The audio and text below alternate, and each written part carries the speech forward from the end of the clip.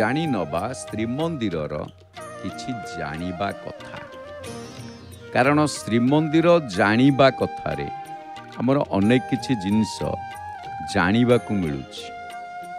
आज श्रीमंदिर जानिबा कथारे गोटे बढ़िया जिनिस अछि अष्टचंडी।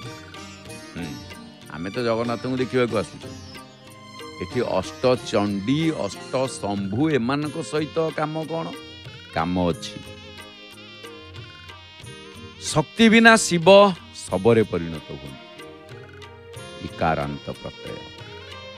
श्रीक्षेत्र को अष्ट शंभु चतुर्पार्श्व श्रीक्षेत्र चतुर्पार्श्व आउ अष्टचंडी जे कि जगी रही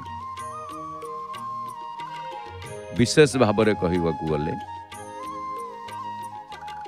श्रीमंदिर रे रत्न सिंहासन रक्षण करने पाई 8 दिगरे 8 जन चंडी अच्छा तो बढ़िया।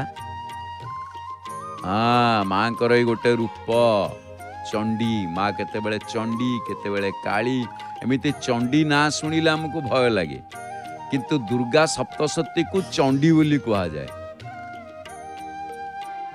तेबे जे पूर्वरे अछंती से होचंती माँ चर्चिका श्रीक्षेत्र अष्टचंडी 8टी दिगरे आउ पश्चिम रे जे अछंती से माँ विमला अष्टचंडी भितर द्वितीय क्रमांक आउ उत्तर रे अछंती माँ अर्धासनी दक्षिण रे अछंती माँ दक्षिणकाली एठी पूर्व पश्चिम उत्तर दक्षिण हो गले।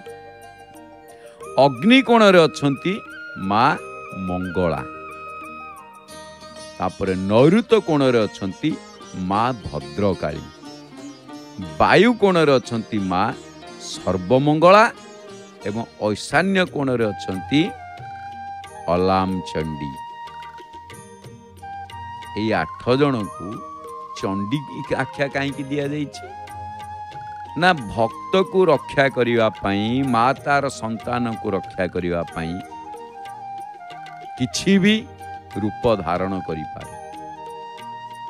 द्वितीयतः चंड नामक राक्षस को माँ वध करिथिबारु मांकर अन्य नाम चंडी आउ मुंड को वध करिथिबारु जाकि चंड मुंड उभय को तेणु मांकर गोटे नाम है चामुंडा।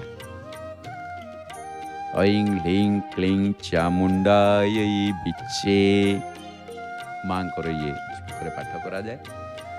तेणु ये जो अष्टचंडी आपण माने शुणुथिले श्रीमंदिर जानिबा कथारे कोठी कोठी रहिछंती एथर आसंतु आमे श्रीमंदिर जानिबा कथा को सांग करिबा आसीबा आजिर